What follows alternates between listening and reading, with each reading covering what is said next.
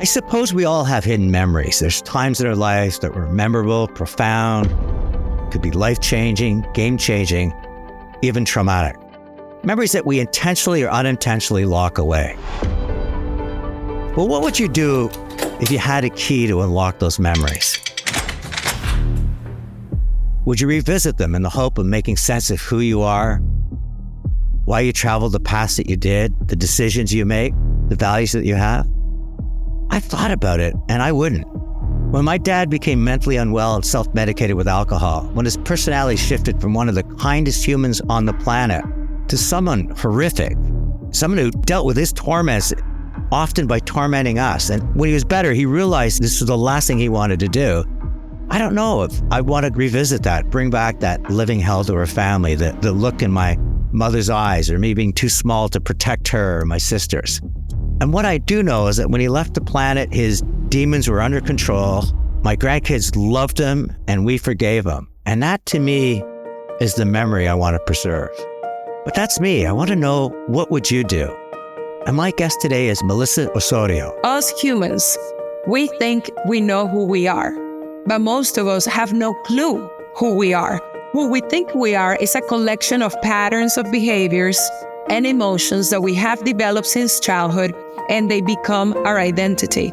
She's lived through tragedy and trauma, but instead of burying her memories, she in fact wrote a book titled Hidden Memories. There is something really beautiful and healing in being able to take the time to recount your life from even before you were born and go back to your parents, to whatever you know about your grandparents, because they all shape you. To listening to her, ask yourself, what would you do? Hi, it's Tony Chapman. Thank you for listening to Chatter That Matters, presented by RBC. If you can, please subscribe to the podcast, and ratings and reviews, well, they're always welcome and they're always appreciated. Melissa Osorio, welcome to Chatter That Matters. Hi, thank you for having me. Your story begins, I guess, in Venezuela during a time of significant change. So if you can, paint a picture of your early family life so that we can walk and march in step with Melissa at a young age. Well, both my parents moved to Venezuela at different times from Spain. They were looking for, at that time, the dream that Venezuela held for the immigrants. I am the youngest of 5, and I basically grew up as an only child because my siblings were much older than me. So by the time that I came into our family, my parents' marriage had really started to disintegrate. And right around my 1-year-old birthday is when things finally just completely hit the ground. It was a very turbulent household where my father was trying to find ways to make my mom cheat on him or to pin us against my mother. Interestingly enough, though, those years are in the memories of my siblings, but they're completely absent from my memory. Between the ages of 3 and 6, you went through this horrific experience, I guess, because your older brother, Robert, not only realized he had cancer, but succumbed to it. So tell me a little bit about what that was like. As so many families do, is something that after my brother passed away, we all just tried to make him disappear from our memories. Families seem to do that sometimes when a child dies. They eliminate the pictures, they're taking down the room, they're taking the clothes away just as a way to cope. My mother, suffered through these, and my siblings suffered through these. However, I didn't grow up with a feeling of sadness for him. In fact, it was almost as if he never existed. It was, interestingly enough, through my inner exploration many years later that I remember times with him. I remember clearly the times with him, and I realized what an important role he had played in my life, because I have lived a very full life, never leaving anything for tomorrow if I can do it today. And it became so clear that one of the reasons why I adopted that mentality throughout my life was because I saw the inner flame disappear in my oldest brother so early when he was just a teen. And then you talk about at age 7, so this is, a year later, you spend a lot of your time working to gain your father's approval. Children develop whatever coping mechanisms they need to survive. And usually those coping mechanisms, they get developed in the relationship with their parents. So one of the coping mechanisms that I developed at an early age was to earn the love of my father and to earn the love of my mother in different ways. So with my father, I knew that what was important to him was academic achievements and an entrepreneurial spirit. And in my mother's case, for example, it was religion.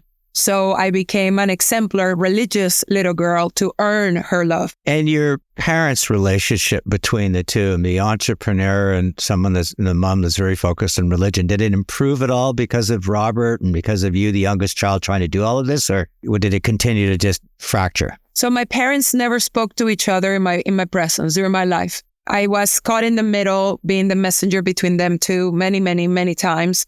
The only thing that changed with my brother's death was the fact that he asked my father as a dying wish for my family to be able to continue in the religion that they had chosen because my dad was opposed to it. I'm not part of this religion anymore. However, I can see the value that had in our family, especially in a very, difficult and a period full of tragedy, where for me personally, it made God very real, and it allowed me to have a routine. It allowed me to have something constant in a very turbulent childhood. So it was constant that we went going to, our meeting place certain days a week, and we will do this and that as part of the religion. So in that aspect, it was very beneficial. And at age 16, tragedy strikes again. And this time, the tragedy is your father's murdered. It left me broken for a long time. For at least 5 years, I could not even speak my father's name or anything related to his passing. It literally was like a lock was placed upon my throat for many reasons that I came to understand later, but one of them was grief. During those years, I embraced passions, and music was one of them. So I really, really found, for me, solace in following, my favorite band around the world and crying to their music as a way to reset my nervous system because I had no coping mechanisms. So I kind of made it through. And then as life got more complex, then other unhealthy coping mechanisms came. I think most people are never trained in how to cope with their own emotions. And that's one of the reasons why I'm so vocal about, everything that I talk about. Because if we are able to understand ourselves better from an early age, we're able to cope with these tragedies much more effectively. What was your relationship with God? Because for someone that was so important in your life, you lost your older brother and then your father. Did that change your beliefs or your value system that what's supposed to be good and almighty wasn't working necessarily in your favor? What saved my life was the parallel mental reality that I created of my life and what everything that I went through meant. God was never a guilty party in my mind, thankfully. So I held on to God and to faith. And, looking back, being a young girl going through that, I honestly don't know how I did that other than God helped me do that. Maybe I got help to go through all of that so I can be here today sharing about it and helping other people that are going or have gone through similar circumstances. You end up at 17 years old buying a Dairy Queen franchise. After my father passed away, I packed 2 suitcases and my dog and $20,000 I had saved up from working, since I was 7 years old. And I just came to Miami. My dad had left all of us a little money, so we all received, I think it was something like $400,000, and I got my share when I was 17. And at that point, I just wanted to go to the university. I wanted to be a teenager. I was always a little adult, and I think a lot of people identify with that. So when I moved to Miami, I wanted to be a teenager. I wanted to go to school and have the boyfriend and do all of these things. But I couldn't do any of that because I needed to get my mom a visa. She came afterwards and, all of my siblings were grown. So I was the only one that needed care. And in order to get her a visa, I needed to buy a business. I had, I guess, the good sense of understanding that a franchise had systems. And I found a Dairy Queen that always had a line out the door in our local, Florida area. And I went and I purchased this Dairy Queen. It's certainly your path to getting your mom in the country, but what was it like to run a Dairy Queen when you just wanted to be a kid? You just wanted to be a teenager. You wanted to just have fun. I mean, running a franchise is not fun. I was 17. I remember 15 part-time employees that were my age or older. My English was just barely enough to get into the university. I had learned it that summer, like with books and music. And I came to the US and, I was able to enter the university with that level, but still, I still have an accent. It was way worse back then. And I was just a kid trapped in an adult body. But I think the experiences that I went through in my childhood and early life, they prepare me so I could take on this responsibility. And the last thing I want to talk about, and then we're going to move much more into your story, is the financial crisis of 2008 and 2009. What did you take away from that you feel served you in the future? Not only myself, but my entire family were completely wiped out from bad investments. And it sat me down on a couch for almost a year. I became severely bulimic, because of, I think it was a breaking point of sorts, just a coping tool in order to try to survive. Not a healthy one, but one that is extremely common, right? Bulimia, anorexia, I talk about this openly as well, because so many of us, men and women, go through this type of, coping mechanisms.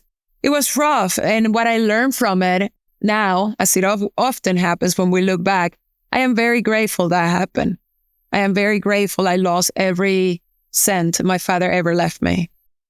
I was able to start from scratch in my life and create my own, financial situation. When all this was happening, you say your entire family lost everything. Did you ever feel that sense of responsibility that people were looking to you for guidance as opposed to being, the little kid that maybe arrived by accident? Yes, pretty much. After my father's murder, I stepped into the role of my father without realizing at that time. So I was the first one in the family that moved to the US. Everybody followed afterwards. I was the first one in the family to have other businesses. Everybody tried afterwards. I'm grateful because I've been able to really work with whatever life has thrown at me. And that has placed me in a position many times where I've been able to help my family. We talked about your eating disorder, but it was also alcohol started to play an increasing role in your life. Was that around the same time as well, that one of the other ways you cope was just trying to escape through alcohol? Actually, I didn't drink barely anything before my marriage. We were in a marriage that was extremely problematic from the beginning. And alcohol became the way to cope with the stress, the marital stress, all the issues that we were having. And we were very successful at making money. We were good at having our businesses, but we were just very, very bad at being married to each other. What are the lessons that you take away from that relationship with your husband that might have been very successful as business partners, but wasn't necessarily what you would deem to be marital bliss? My marriage was an incredible learning opportunity because it really highlighted a lot of the patterns that I had within myself that I did not understand. And this is the reason primarily why I wrote my book. Is because us humans, we think we know who we are, but most of us have no clue who we are. Who we think we are is a collection of patterns of behaviors and emotions that we have developed since childhood, and they become our identity. So my marriage really highlighted a lot of these patterns of these things that made no sense. And you hear people saying it, this is just who I am. This is how I do things. I'm too old to change. But my marriage really highlighted things that I wanted to change, and I didn't understand them. If I was putting a musical track to your life, you talk about your love for music. I'd say that when you went to Costa Rica, it suddenly became quite a magical musical track. This journey to Costa Rica was a turning point in what you describe in your healing. So what can you share about what happened at that point of your life where you were no longer just tumbling from one thing to another, but really feeling like it was time to find some firm footing and carve out a path for you? Let's imagine the most hard rock, metallic track playing for a while, because my life got completely destroyed initially. So my visit to Costa Rica is what allowed me to change the tracks completely, where now, let's say, it's just playing classical music. But as with every healing opportunity that we get, there is a complete and absolute destruction of, in many cases, of who we think we are in our life and our existence. So when I go to Costa Rica, going for totally unrelated reasons to what I actually got out of there, I went because I was having a heartbreak and, I was not knowing what to do with my life. And when I go to Costa Rica, I was able to start to remember my childhood. So it was really dark, but there was a light and I followed that light. And I think that's the difference between, getting stuck in a traumatic event or not, is being able to somehow fixate on the light at the end of the tunnel. Even if the tunnel is dark and is narrow, just fixate on the light at the end of the tunnel. And what advice can you give to people, especially today on this planet where so many people are stuck? Insecurity, uncertainty, and not just their own, but wondering if we're even going to have a planet or if there's going to be a nuclear war. What advice can you give to people to find that light? Often we are looking for the answers outside of ourselves. I know I lived my life waiting for the other shoe to drop, for happiness to come and knock on my door, for the man of my dreams to come in the white horse and take me away and save me from whatever misery I was going through. The light has to come from you first. Finding a way to really love every single part of yourself, every part of your life, every lesson you've been through, every side of you, the chaotic, the beautiful, the ugly, the fat, the skinny, just all of it, the one that's grumpy, the one that's happy. Because when you're able to integrate all of these parts of yourself, then you start becoming more authentic. And healing can only happen when you're authentic, when you're living your truth. I think a lot of people are waiting for something else to complete them. And in the meantime, they're betraying themselves. They're pretending they don't need what they truly need. They're pretending they are someone that they're not. So it's always dark in that way. In my book, I make a comparison about trauma, specifically unremembered trauma, being like a fog that is stationed above millions of people's heads. So when you don't remember trauma, which by the way is extremely common, what's happening is that you are looking for ways to be happy because the weatherman says it's sunny, but you're not able to see the sun because there is this fog of trauma, but you don't know it's there. So what do? You self-medicate. You look for external validation. You get yourself deep into your work or into addictions. And you only find happiness in brief moments of your life, when your child is born, when you get a new partner, when you get a puppy. And most people go right to their graves, never knowing why the sun never shone in their lives. And I'm a big proponent that a lot of the lack of happiness people experience is because of traumatic experiences they went through. They don't remember, but this trauma continues to be remembered by the subconscious mind. So it really controls every pattern of behavior that they display. I'm fascinated because we're going to get into your book and how important it is and part of this discovery and what you're sharing. Costa Rica, was it a mentor, a guide? What was that transformative moment for you? Because I think people need something to shift gears, to wipe away the fog, even for a moment, to realize that there's something else out there. Or is it just that point in your life where your heart's broken and you're just trying to get away from the day that made you more open to finding a new path?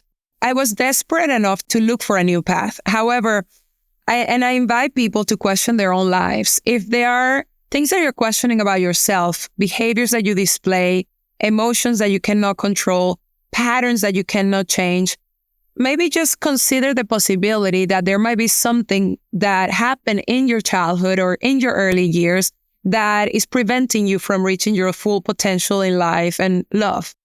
The brain is wired for survival. So let me briefly explain how this happens. You're a 6-year-old child and you are abused sexually by a grandparent, or you are a 7-year-old child and you're beaten repeatedly by your cousins. The brain of that child is not able to process all the emotions that are happening, especially the fear. Fear is a huge emotion that takes over your brain and it shuts down your rational thinking and your memory center. So you're actually surviving this experience without recollection consciously of anything that happened.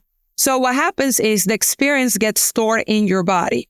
The body keeps a record of everything that we ever went through, even if our conscious mind doesn't.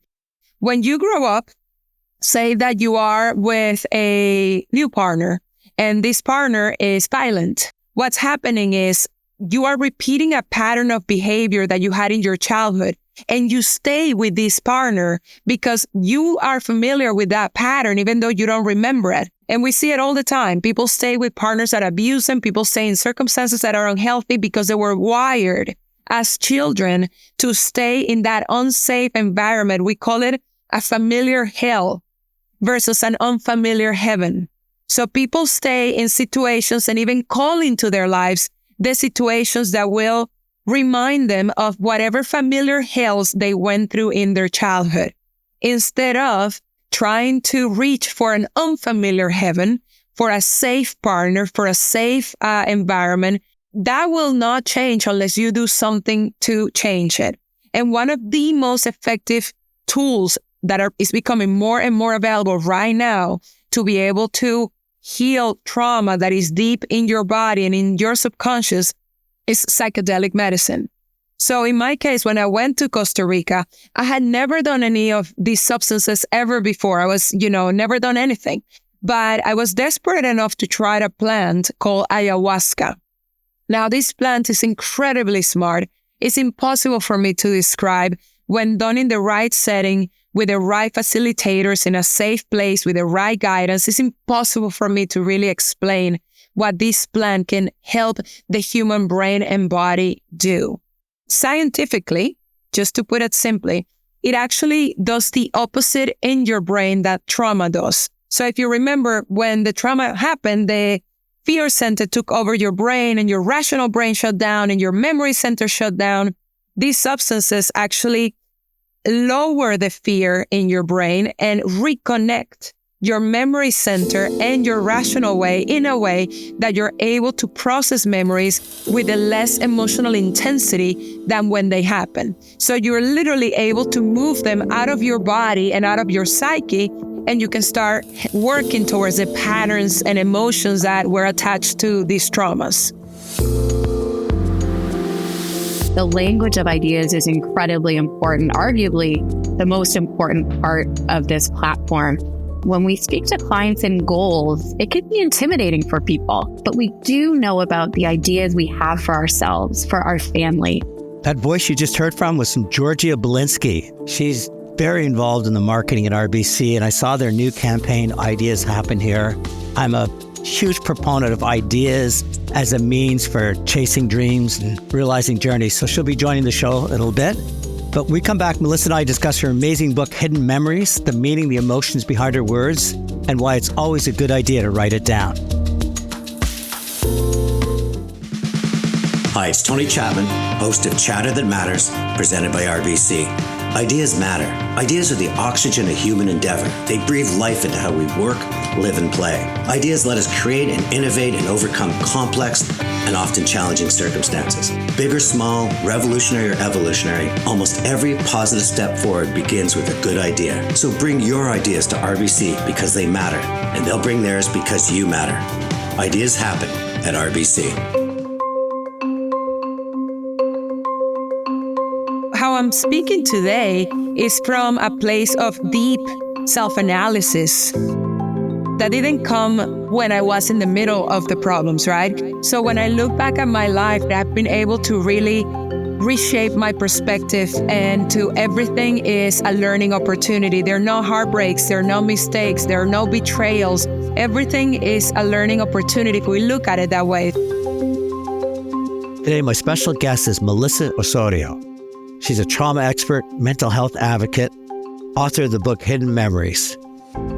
She was born in Venezuela in the 80s, has faced so many personal challenges, including the loss of her brother to cancer and the murder of her father when she was 16. And through all of this, she marches on a path of positivity and possibility.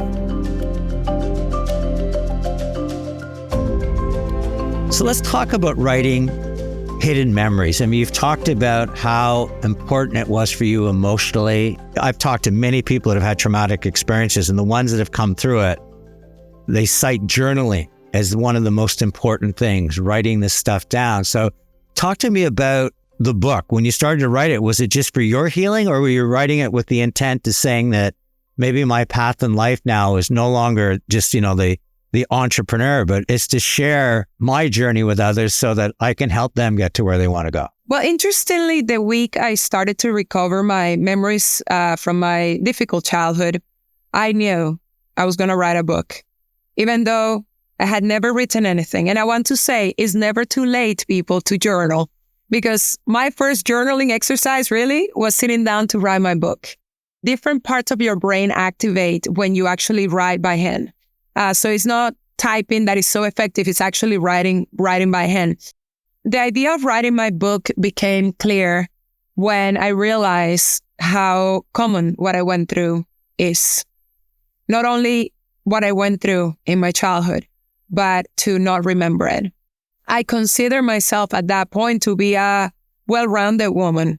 I had lived in different countries. I went to the university. I even took psychology classes. I knew life, I thought. I had never been truly exposed to the idea that the brain hides traumatic memories from conscious awareness completely. And I want people to understand this. It's not that you remember some of it, but you don't remember the rest. I'm talking, you have no idea this happened to you in your conscious brain, but you display reactions that obviously make it clear that something happened. I used to think, I don't remember my childhood, so I guess it was good. It's the opposite. If you don't remember your childhood, odds are something happened. And I'm not here to scare people. It doesn't have to be a case as extreme as mine. But there is definitely something there that if it was intense enough for your brain to hide it, then it might be worthwhile for you as an adult to just go and see what it was if it's going to improve the rest of your life. So, Melissa, what made you share it? You go through this, you start to really come to terms, the fog is lifting. Why share it? I wish someone will have written a book that I will have read, and it will have helped me and saved me a lot of pain and a lot of hardship. So if it was within my power to do that for someone, of course, there was never a question not to do it. You've had so much beautiful feedback, powerful feedback. Was there one thing that radiated such warmth and love through your body that you actually accomplished what you just said you wanted to do, which is you helped somebody, you were there for somebody when you didn't have somebody there for you? It has been such a gift to get all the feedback, as you mentioned, for the book. I think, a couple of the most powerful cases were from people that just became curious about their lack of memories in their childhood. They became curious about their patterns of behaviors, and they were able to confront that trauma and the perpetrators of that trauma as adults. And even though it hasn't been a simple path for them, they tell me it has been incredibly healing. And, the amount of gratitude I received for I didn't do anything other than just turn on a light so their room of their mind was not so dark anymore. And it's up to them to do their work and go search, if they want to, go search inside their brain, inside their mind to see if there is something there that they just need to process to be able to have a fuller life. I watched the documentary Cure Your Mind. I don't know if you saw that, but they looked at 4 different herbal remedies at science, from LSD, mushrooms, people that had critical illness that if they had a mushroom trip would come back at being at peace with dying. Things that are very just powerful and moving. And yet, obviously, there's a movement with big pharma, and the answer is a pill a day keeps everything away.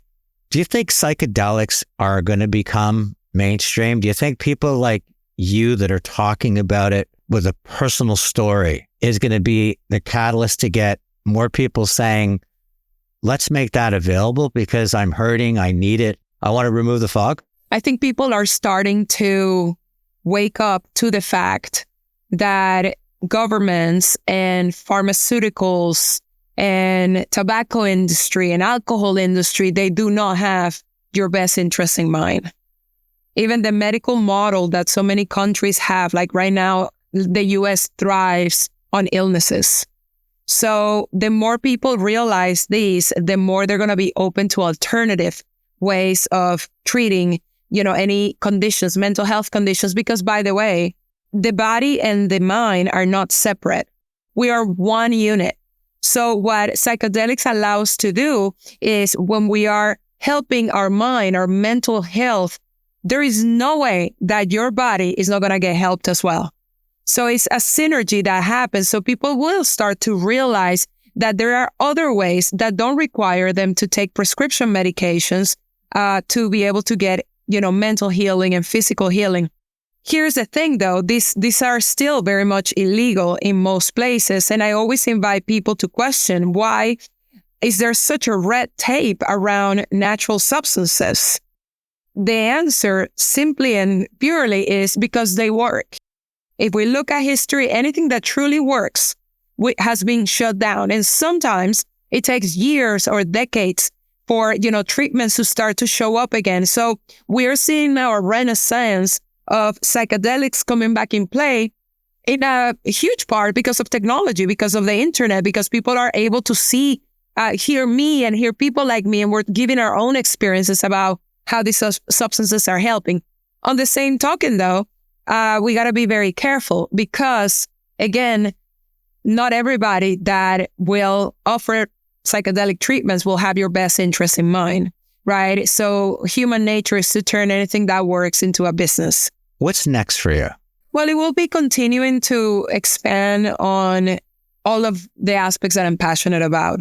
Mental health, bringing more awareness into people's lives. I love, speaking about not only what has helped me, but what I think can help other people. Very active also in creating, online courses that I'm going to release next year, just so people have more access to this information, right? There is a lot of misinformation and stigma surrounding many of the things that we've been talking about.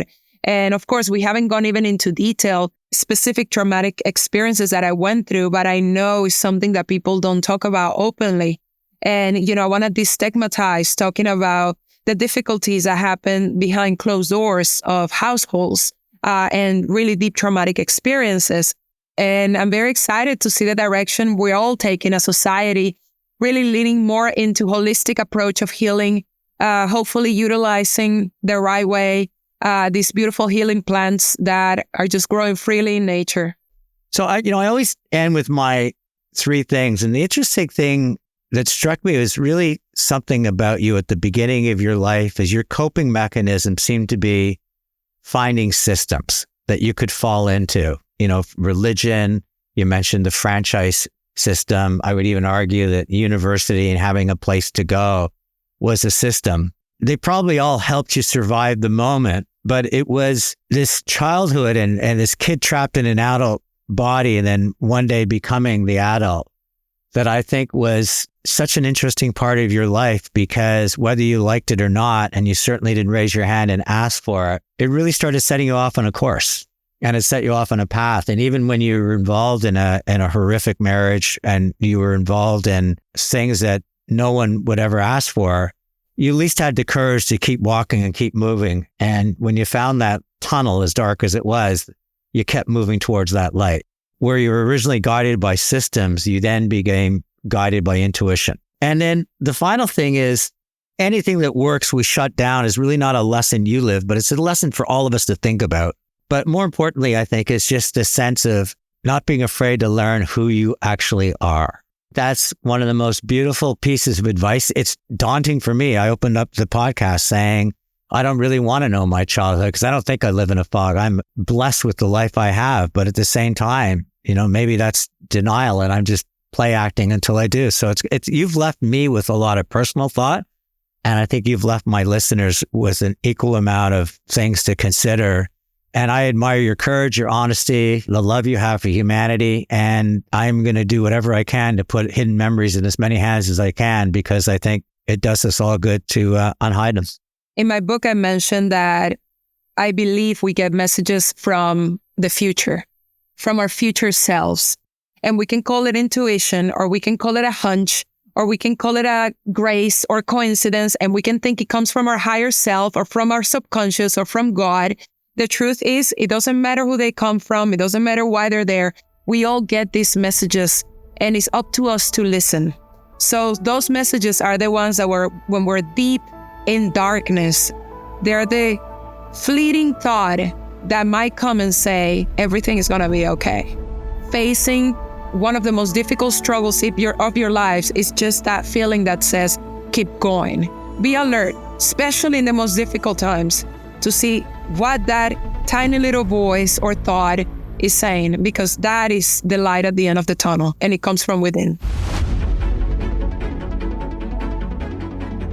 Joining me now is Georgia Belinsky. She's been on the show before. I'm a huge fan of this lady because she markets with heart and insight. Georgia, welcome back. Thank you so much for having me, Tony. So I was watching the Super Bowl, and RBC comes on not once, but several times. Sort of the second edition of the campaign, Ideas Happen Here. I'm a huge fan of ideas as a lubricant to get people to chase their dreams. But if I took away one thing that really stood out, it seems to be much more personalized. It's about my ideas and my dreams and less about RBC. And I got to tell you something, I like that. That's exactly right, Tony. You hit the nail on the head. And this campaign is really an evolution born from the insight that we all have a human desire to individuate ourselves in our ideas, that the fabric of ideas are so personal to each of us. And not only that we're all unique, but we're all uniquely powerful as the owners and operators of our own ideas. That's the spirit, the energy that you're feeling in this creative and central to the campaign. To make it happen in a 30-second ad and putting it out there is wonderful, but the hard work really has to happen at the branches. It has to happen in conversations with people, especially in a time of insecurity and uncertainty. How do you institutionalize that so that when you come into RBC, it's not about the transaction, I want a credit card or I want to open an account, and much more about the transformation of here's who I am today, here's where I want to go tomorrow?